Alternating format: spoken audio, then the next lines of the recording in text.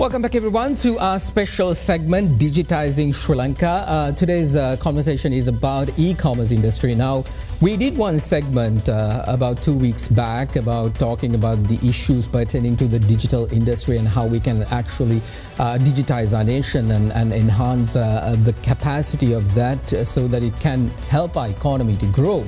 Now, one thing that all of us understood was the fact that this industry is not just, when you label it and say digital, it doesn't mean that. There is a lot of areas that you really need to focus into. So that's why the idea of having a separate segment for e-commerce per se. Now, e-commerce basically impacts our economy. That's a direct line.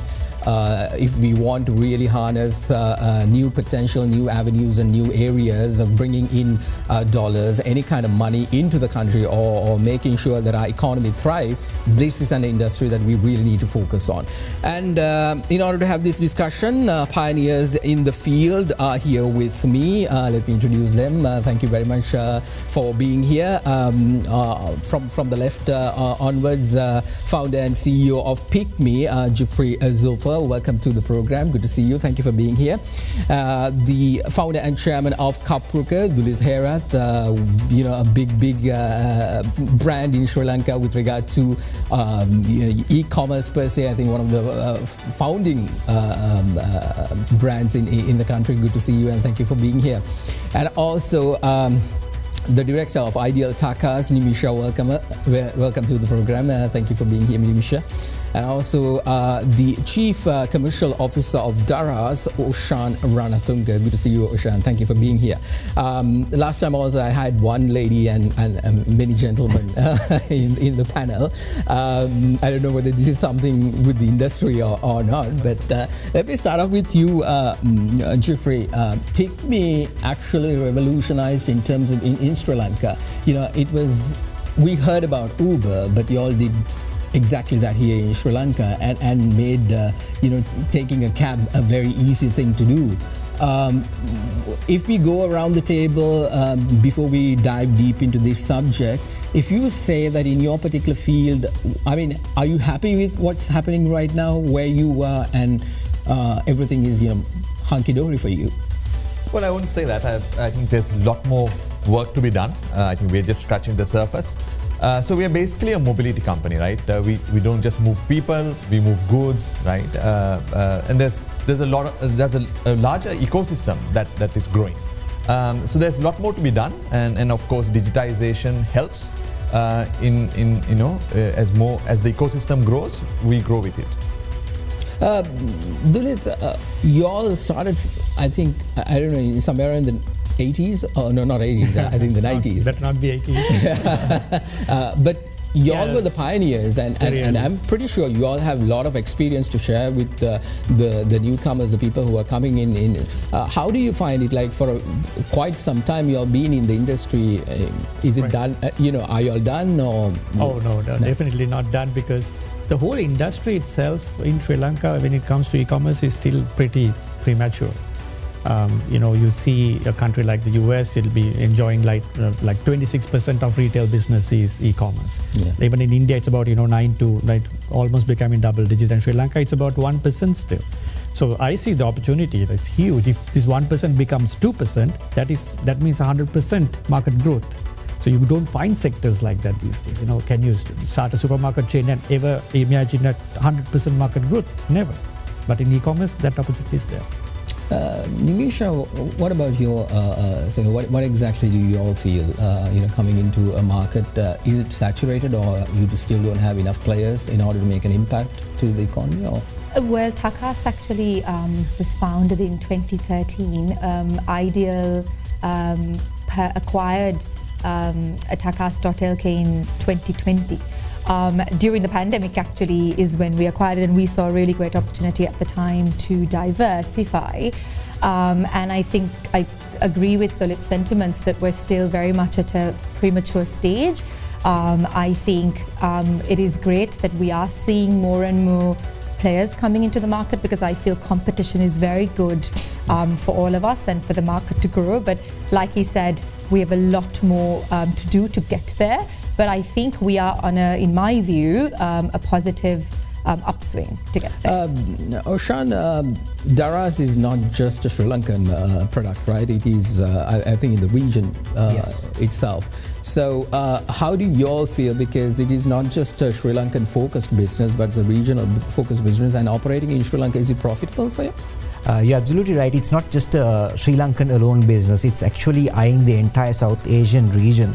So looking at it, it's more to do with getting the right behavior in the entire patch is what Daras is trying to look for. So essentially, it's not about a P&L game right now. It's about adoption, and that's what we're trying for. And I think I would fully echo what my colleagues also said here. It's all about, we're still on the land grab stage. There's a lot more to do. So that's the journey that Daras is also on, not only in Sri Lanka, but in the entire South Asian patch. Dilitha, let me come to you. If the potential, if you're saying we're still just 1%, and you are saying, being in the industry for quite some time and having the experience of operating and saying that we can actually have 100% growth to 2% to 3% to beyond that, what exactly are we not doing? Because right now we're talking about a digital world. This digitizing is not something that we need to tell people you have to get on board. Everybody's on board, from your smartphone to, online banking has become something very easy these days instead of standing in queues and things like that. Now, what's the snag here? Why can't we change? Apparently, if the opportunity and everybody's on board, why can't we get it done? I think my personal opinion is two answers to that. One is there has to be serious foreign direct investment into the country, like what Daras did. Amazon to Flipkart to all these guys need to come into a country like this and pump in capital. If you look at all the other hockey sticks of these other countries where e-commerce has really picked up, at the hockey sticks, there are serious foreign FDIs coming in. Exactly. To that. India, when Amazon came in, hockey stick started, it started with Flipkart being bought over by Walmart and things like that. But it starts with an investment. Second is the existing brick and mortar shops. It could be Odell, it could be DSI, all those guys. At the board level, they need to be serious about e-commerce. So I think if those things happen, you can see the 1% becoming 3%. What is the period you're like, if by any chance, because there is these two components, right? You need the government, you need the players, you need the people. So all these areas need to come together. There are I think the matching is where the issues are, because like you just said, if the board is, you have big companies in Sri Lanka and the board is not still buying that particular concept of e-commerce, then that's a problem. Right. So is the government. What we see, the government has no clue in terms of the industry, and the players are not leading that. What do you think? What's the reason? Are you all not interested in telling the government what to do, or how does that? Because this is your industry.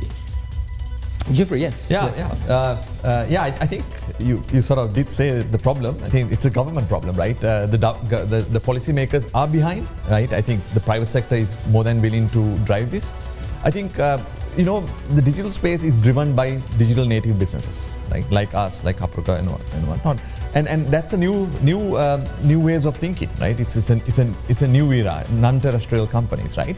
So basically, you need the new startups to drive that, right? Because the old companies won't do it because they're happy with the business that they're already doing. They're very profitable, so there isn't an incentive for them to really go after the digital space, and it's down to startups that can do that, right? PickMe obviously revolutionized the way people travel. I think there are more startups to come. And I think the most important thing is the policymakers need to identify that.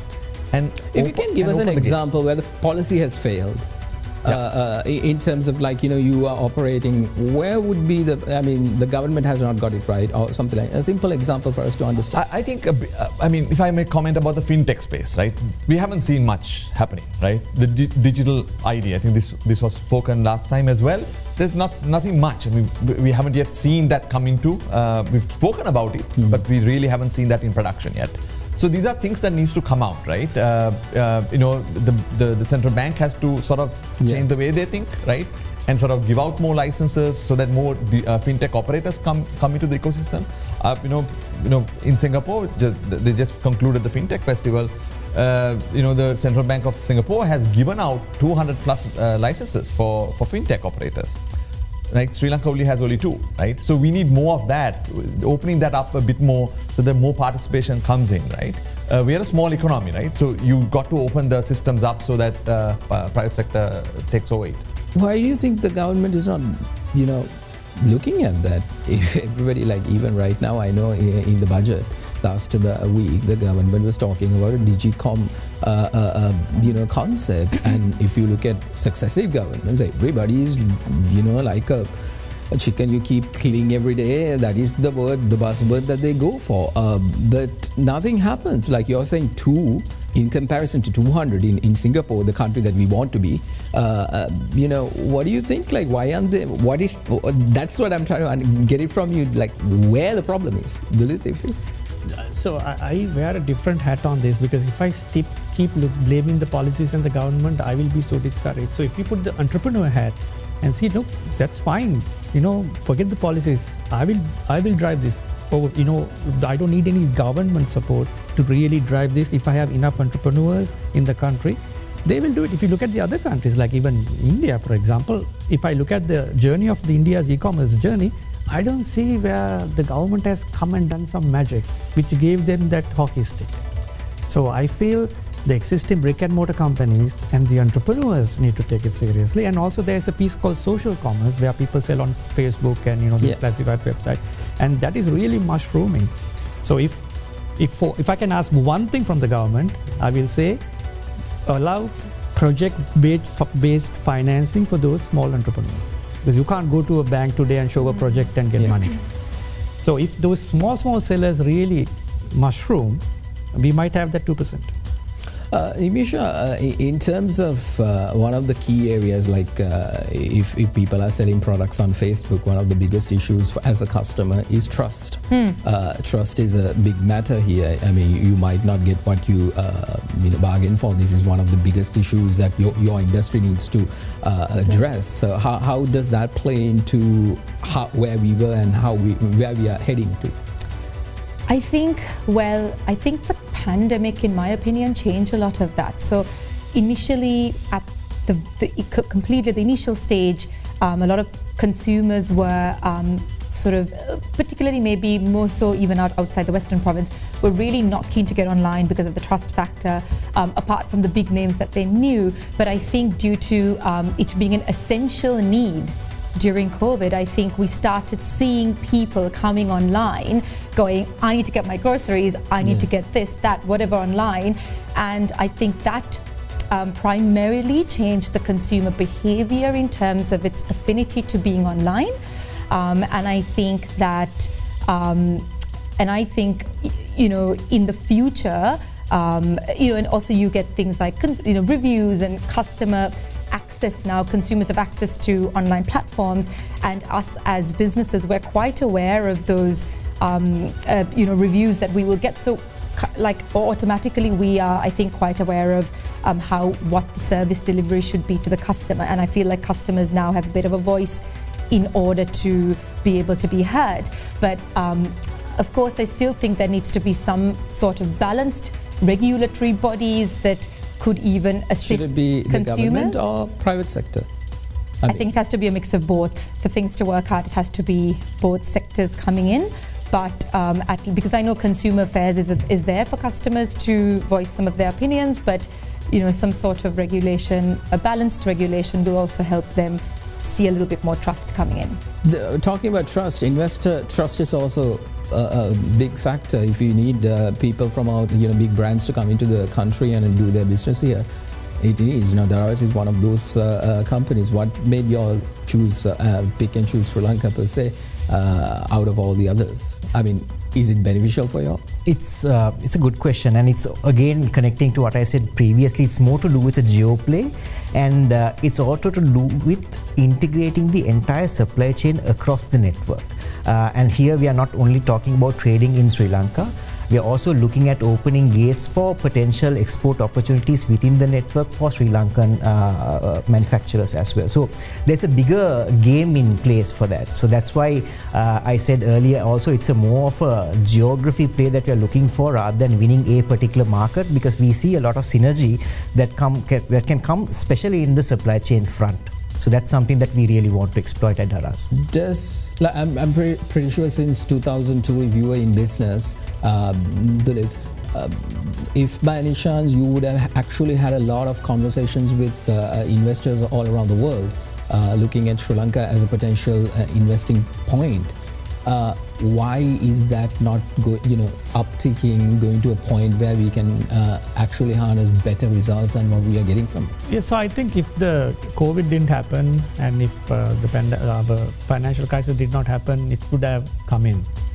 It was I know there were big brands seriously considering Sri Lanka to come in, and so that didn't happen because of that pause. So we'll have to catch up to that now. Jeffrey, what about your opinion in terms of trust, investor trust? Because now we see Uber, but prior it was not the case. Is that actually beneficial for you all, or is that a competitiveness is, it might not be the best thing in the market? If you can have a dominant market, could be, but then again, when you have key players from all around the world coming in, is that beneficial? I think it's good. I mean, obviously having good competition is certainly good for us as a company. We play at an Olympic level, if I may put it that way, and obviously it helps the ecosystem, right? It just helps us grow. So PicMe is invested by IFC, World Bank. It's a World Bank sister company. We attracted quite a number of our Series A, Series B came from IFC, and obviously for them it was an opportunity, for the work that we've done in the country, and obviously I hope they see a good return as well. So for that to continue, I think the trust level is there. I think as long as you have a good business plan and then you have a good market, that will happen, right?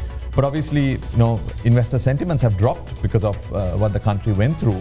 And I think we've had quite a number beating, right, in the last 3 years, right? Obviously, COVID being one, that has nothing to do with us. But then obviously the economic crisis, right?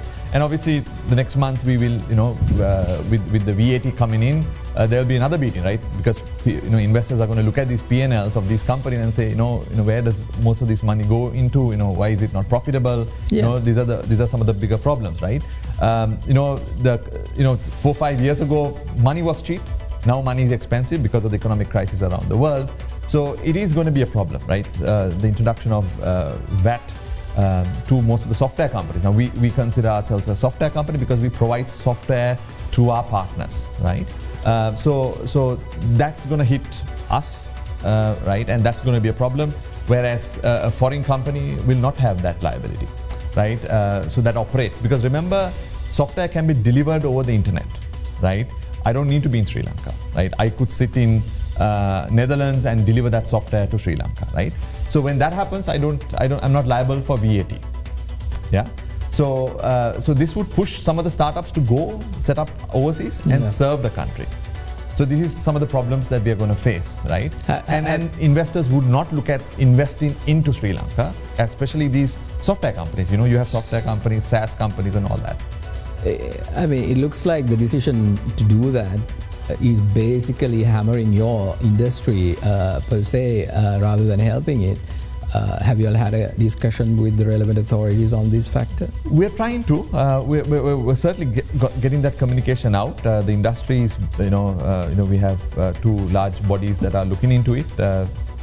We're hoping that a positive result will come out of our discussions. Well, Sean, if I ask you in terms of the potential for you, is it just moving goods, or is it beyond that? Because I'm sure when you're coming into Sri Lanka, you're not just looking at one area, you will be looking at multiple areas of potential opportunities here. How do you all see the market per se? What I'm trying to get is completely a different overview of Sri Lankan businesses and what kind of trust they have from outside of Sri Lanka. Again, it's all to do with, especially in e-commerce. The entire supply chain plays a very big part in how you really win the customer's confidence, and it's essentially driven by pricing and the quality of the service that you give. And in this context, it's super important that we have, especially in the context of Daras, we do extra focus to make sure that our supply chain is fully integrated into the system. When I say integrated, we're also looking at really working with brand owners, manufacturers, everywhere possible to get the best possible price. And that's something that we want to establish in the local business as well, where we really want to call out how do you optimize the cost of doing business, i.e. where do you bring the best price benefit to the customer. And that is where the whole supply chain integration comes in. So if I just sum up the whole story there, it's all to do with how do we integrate supply. That's one side of it. And the second part of it is how do we look at logistics optimization, and that's something that we really want to look at. Because what does that mean? Does it mean that better delivery services to your customers? What exactly, and where is the snag there? Because is it people are not giving you all the required services, or what See, is in our nature of business, delivering the goods on time in full is a given. I think that's a hygiene factor, and all of us are there to make it happen. What we are talking about essentially is, can we go beyond that? Can we talk to more manufacturers in Sri Lanka and give them the logistics support that they want, that they don't have right now, or that is something in-house which is actually impacting their cost to serve? Can we be a part of that, and can tech be a part of that integration process? So these are the options that we will be looking at going forward. Before we take a small break, Nimisha, if I ask you I really want to give a complete segment for that, the financial aspect of it. You are doing businesses online, but you need to get the return. To here in Sri Lanka, there's no point in parking your money elsewhere because it's easy to do it. So what is the snag here per se? Because is the central bank not understanding the importance of simply PayPal? This is something that a lot of people are talking about, because it's very hard to sell something abroad in order to get the money. Either there are lots of taxes, if you're selling it for the price that you actually would be competitive, there's some other market, either it's from China or someone who will give it for peanuts. Yeah. And you're like, what am I to do with this? Because the structures are as such. The financial side of things, how is that impacting you in terms of policy and the government's lead on that? We mainly at Takas, we are selling products that are available in Sri Lanka. So when there are goods coming in from overseas and there are not appropriate taxation for those, then we are of course losing out in terms of the pricing. I think the government really needs to take some steps to try and make it a level playing field for all of us, so that we can then, within those Who's spheres, all the companies operating in Sri Lanka, the e-commerce companies operating in Sri Lanka, to give them the best possible chance to give the best and fair pricing to the customers. Right now, what is eating in terms of not being able to provide a very competitive price as per whatever the product that is there in China, let's say, that is the biggest competitive market right now, even in your platforms. If by any chance, what is why can't you, I'm just saying an example, if you can, if China is providing it for 500 rupees, why can't you give it at 500 rupees, and where is the problem? What is actually eating into you? I think economies of scale is a big thing in China. That's why the pricing is very low. But also I think we have a lot of taxes in Sri Lanka that are added to these products. So I think that's a really big issue in terms of pricing and why we can't compete on those levels. Is that the same for you as well? There's a common problem in all developing countries, especially small ticket items. You can directly order from China and it will land in your mailbox. You have a 50-50 chance of it being duty charge or not. So we lose out on those, because we would be importing and buying from people who have imported in the right way and have paid the full price. So it is a common problem in the region. So it's a regional problem, isn't it? In developing countries, it's a very common problem. So how can we address that? No, I think we don't have a clear answer. I don't think we should stop it and say, look, you cannot order from China. It is unfair for all these people with smaller budgets. We need to leave that option open. No, if the taxation is the issue, and if so there are two channels, that's the problem. Exactly. Yeah. So what you're basically touching is on the Chinese products are treated a different way, and the Sri Lankan products are treated a different way. Leveling the playing field would be to give the same kind of benefit that is being given to. No, if you take the same product, it is sometimes the customer can directly order from AliExpress. Yeah. and it will come to you at 500 rupees. But the same product, if I buy it on Takas, it might be 600 because she had to buy it from somebody who has paid the duty and imported it as a business. So that means the government is not giving a benefit to the Chinese product and not the one that is coming through our own. Is that? No, it's the other way around. The government cannot scan every single small package that comes into the country directly. That's where it gets stuck. So that is an infrastructure issue as well. It is. It is. A lot more to talk about on our special presentation, Digitizing Sri Lanka, E-commerce and its future. Joining me for the conversation is the founder and chairman of Kapruka Dulitherath, founder and CEO of Pygmy Jeffrey Zulfa, director of Ideal Takas Nimisha Welgama, and also the chief commercial officer at Darash, Oshan Ranatunga. We'll take a short commercial break. We'll be right back.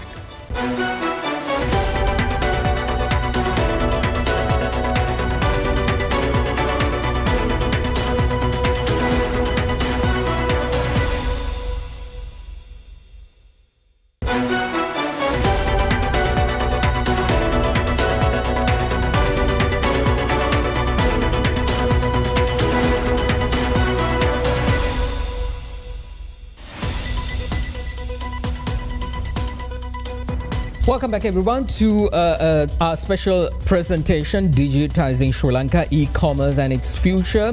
I'm in conversation with founder and CEO of Pygmy Jeffrey Zulfa, founder and CEO of Kapruka Dulitherath, director of Ideal Takas Nimisha Welgama, and also the chief commercial officer at Daras, Oshan Ranatunga. Actually, we wanted to have the minister here. That's what we've been talking about, but apparently, Parliament is very helpful these days to our country because they're doing everything that that helps. They're having arguments there, so apparently the minister has been asked to stay in the parliament. That's a directive given by their party, so we can't do anything about it, but I appreciate Oshan taking the time to sit with us and have I think this is a better conversation rather than bringing the government because I don't know, there are lots of things to say. Let me start off with you, Jeffrey. If by any chance, if anybody wants, like let's say we have lots of businesses that are physically present here, and they are the usual typical type of businesses, a shop or a showroom or something of that nature. Now, in order to elevate this into to the online space, you really need to have the trust and the ability to get into that. How much of people, the investors, the entrepreneurs in our country, the local ones, do they believe this platform? I mean, is it just because it's this superficial idea of being online where the notion of everything is fake is always there. When you talk about social media and things like that, it's always this fake kind of a lifestyle. Is that the case? I mean, is that a good buy-in by the local investors?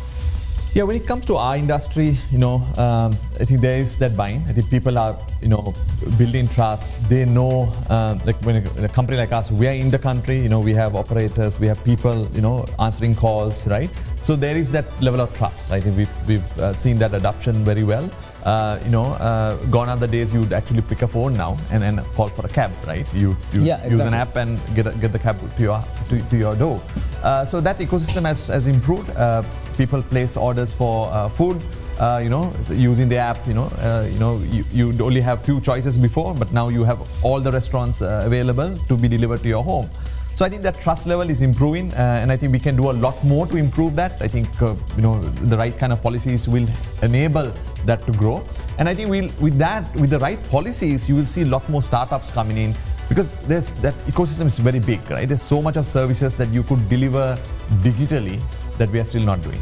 So I think that's something that we should work on. So I think obviously we were, a little while ago while we were preparing for this, we were talking about the toll gates, right? It's a highly cash-driven transaction, right? That should have been digitally driven, right? Where you could just pass through a toll gate and then actually have the payments made digitally, right? I think even growing to your grocery, right, should be done digitally, right? I think that's the opportunity, right? We've seen this happen in China and India. right? In India, especially when I last went there, no one accepts cash, right? Exactly. You're alien, right? When you go there with But Sri Lankans. I think all of you all provide cash on delivery. The limit, yes. What is the reason for you all to still keep that option open? Is it because people don't trust their money in a digitized form? The customers still want it. So when the customer wants it, you cannot force behind it, and it's a big number. Sometimes like 90% is still COD. They want to see it like a pizza. I'll pay for it when I see it. Mentality is still so there. So that again goes back to trust. Yeah, but still the market is so small again because it's 1%. 99 people still go to the shop. Only 1% still buys online. So I can't challenge him and say, okay, you also better pay from a credit card. So we have to give that choice until the market matures. Yeah. Sorry, I'm just going to add there, right? I think everyone who uses PickMe knows this cash card problem, right?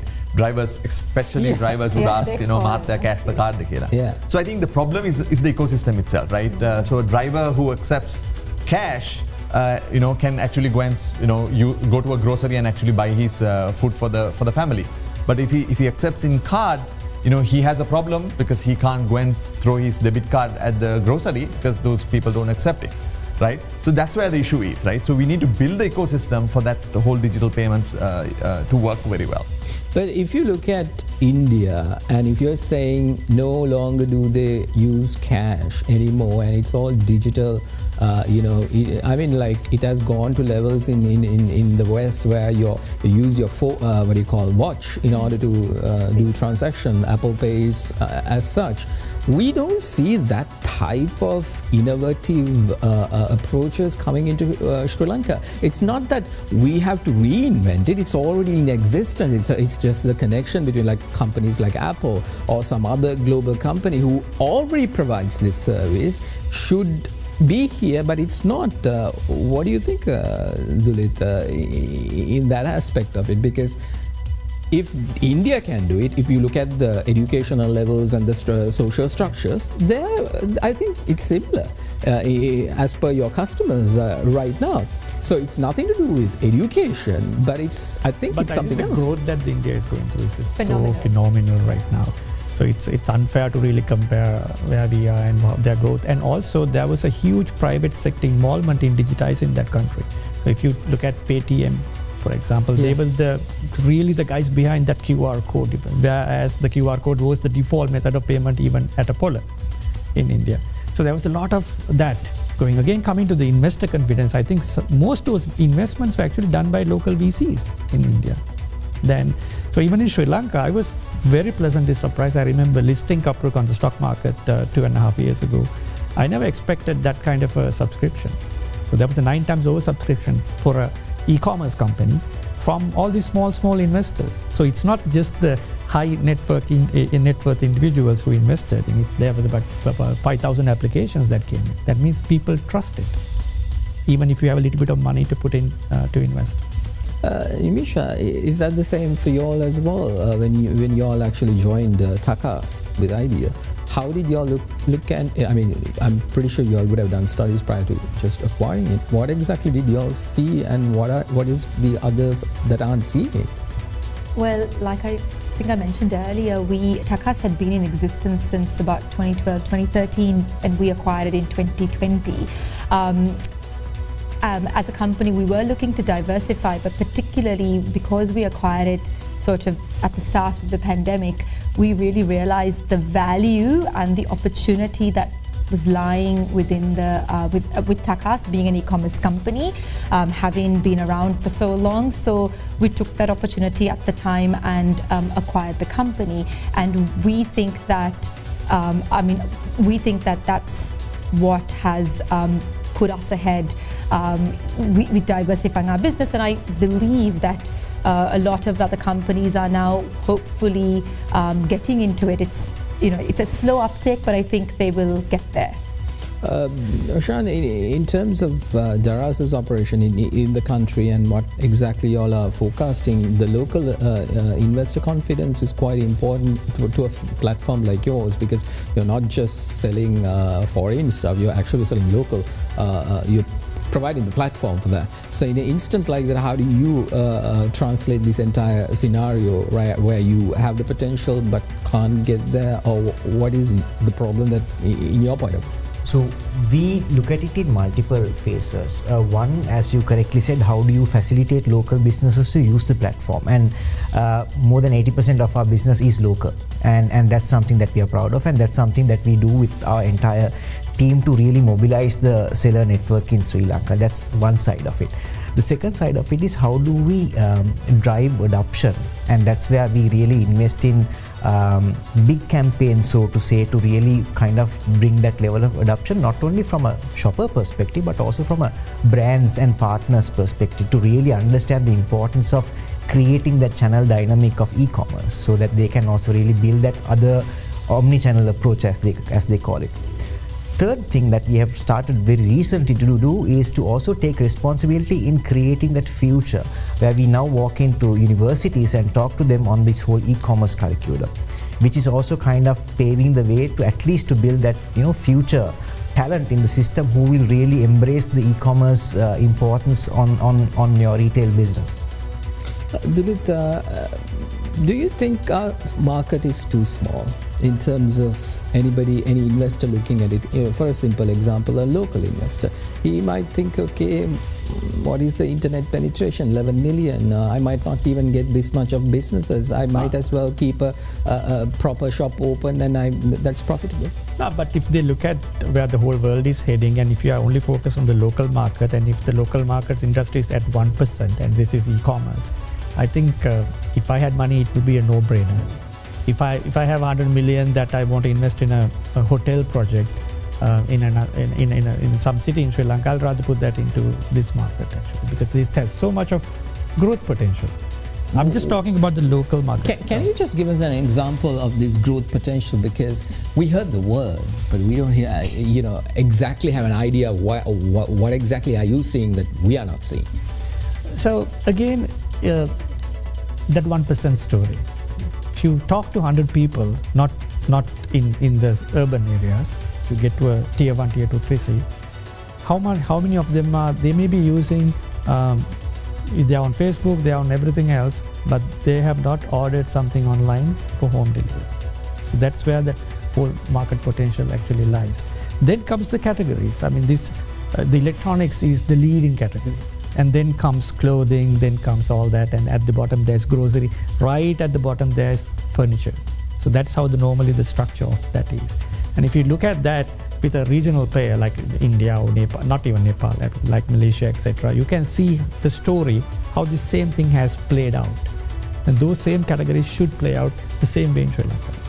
If you look at, let me ask Nimisha, if you look at selling a Sri Lankan product to a market in Malaysia, is that possible for you, or what exactly? I mean, why can't you do that?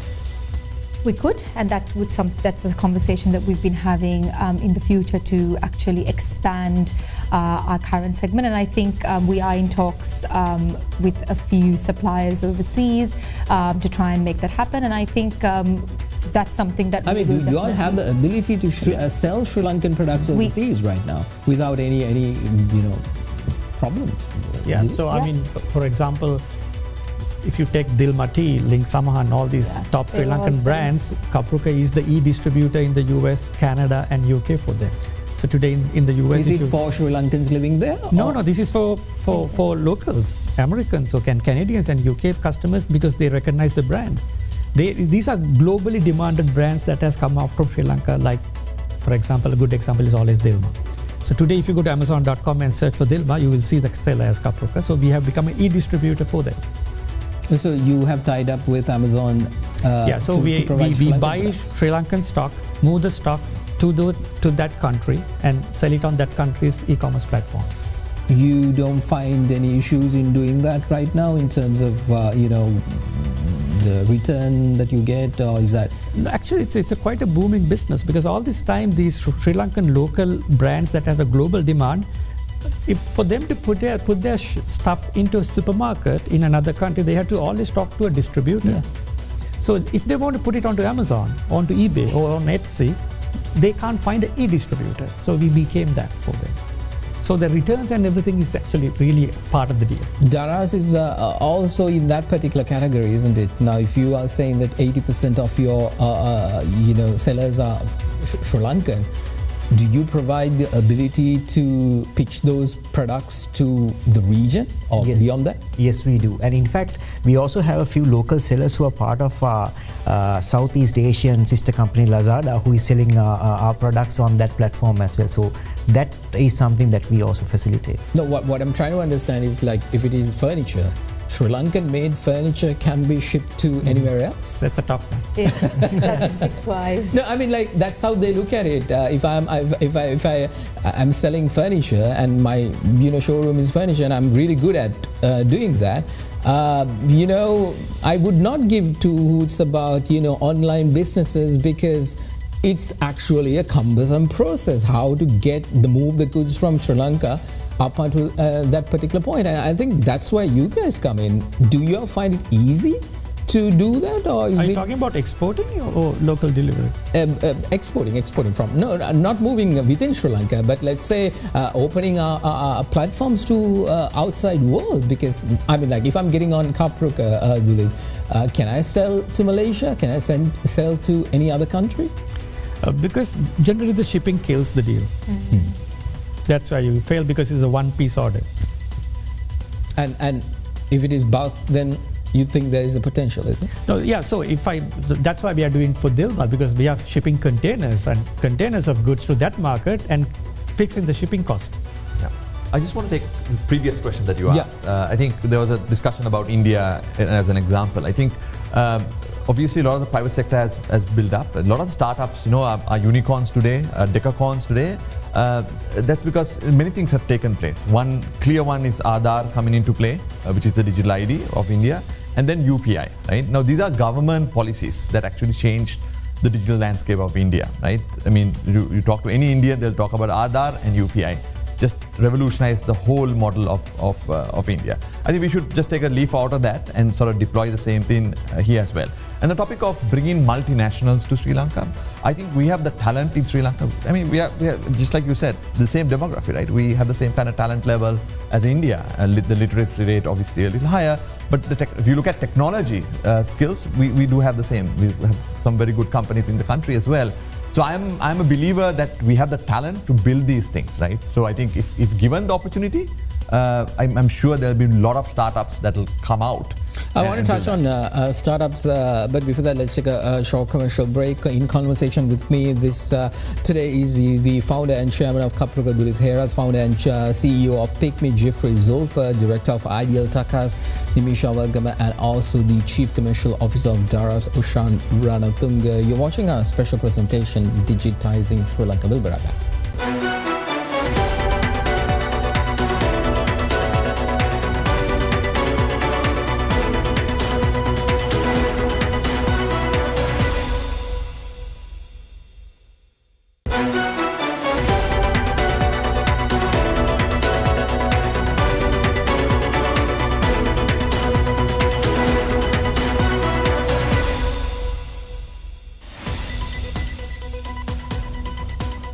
Welcome back, everyone, to our special presentation, Digitizing Sri Lanka, E-commerce and its future. That is what we're talking about. A lot of information was shared by the key players in that particular industry here in Sri Lanka.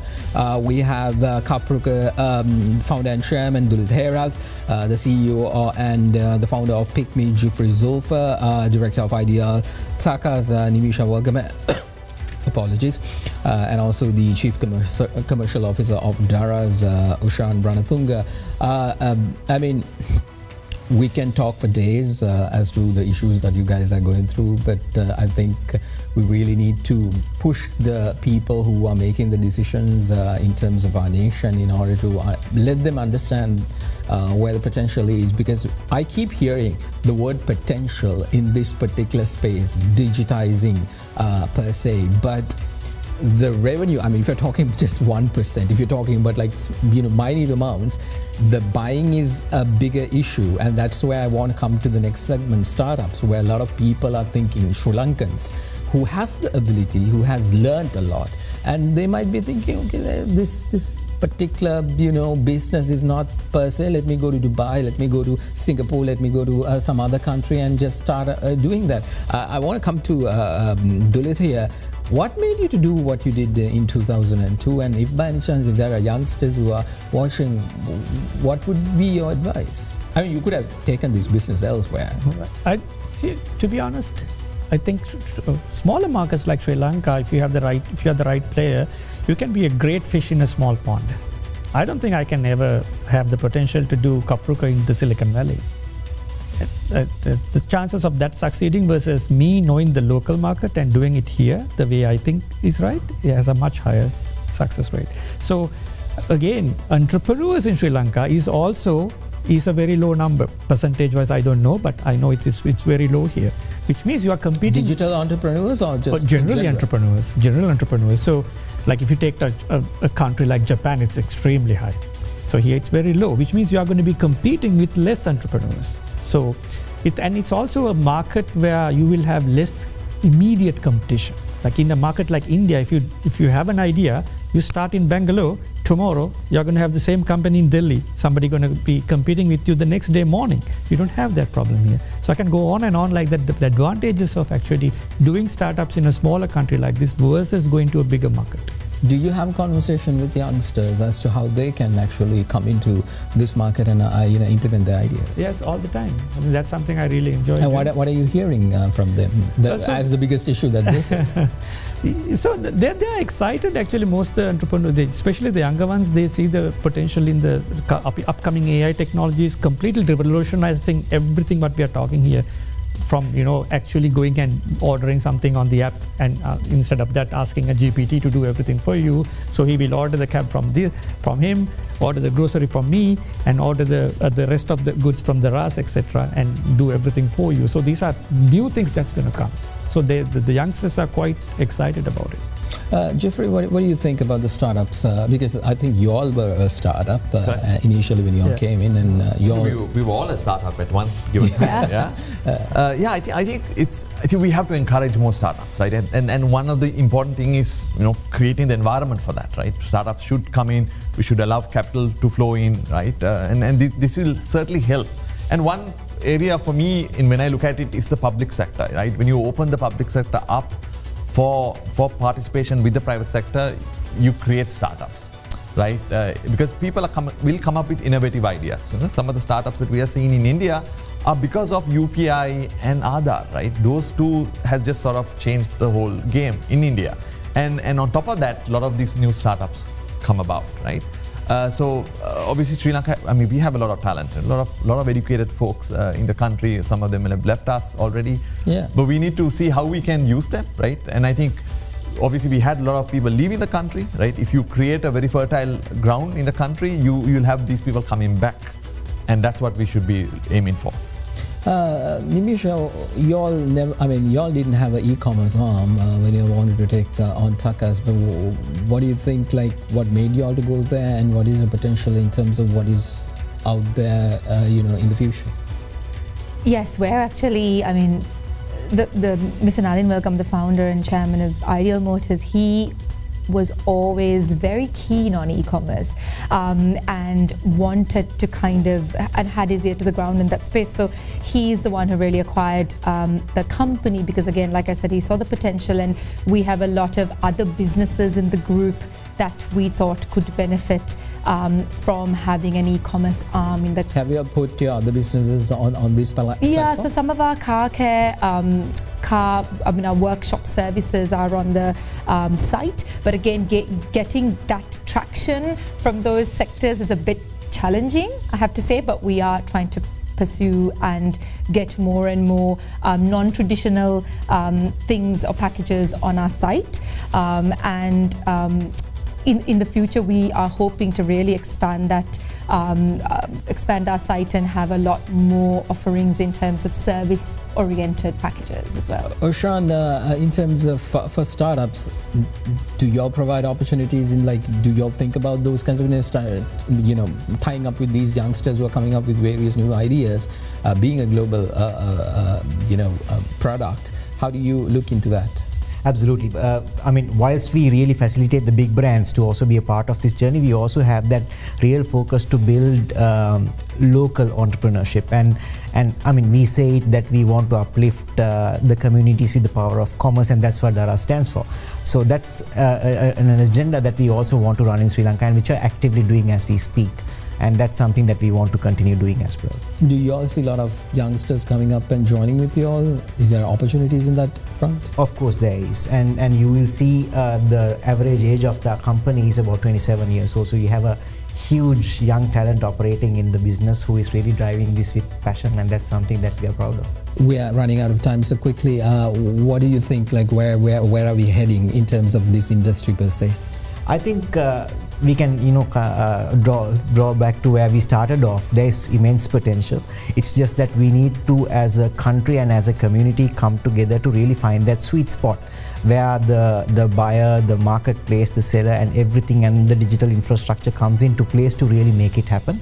And that has to be backed up with strong policy with consistency, which will really drive home this agenda of growth that we are talking of. Nimisha, closing remarks? Yes, very similar to Oshan. I think the public and the private sector together have to really come together in the next few years to try and facilitate this growth and harness the ecosystem that we're all talking about, which will ultimately help grow the space. I think we should stop worrying about the local startup should focus on exports for cross-border e-commerce. We're talking about buying here, but we can actually sell to the whole world through e-commerce. So a lot of startups should think about export-oriented products to be sold on global platforms. Come to think of it, that's going to be my next segment, so completely focusing on that. Jiffy, I'll give you the last word. Yeah, I think obviously there's a lot of opportunities.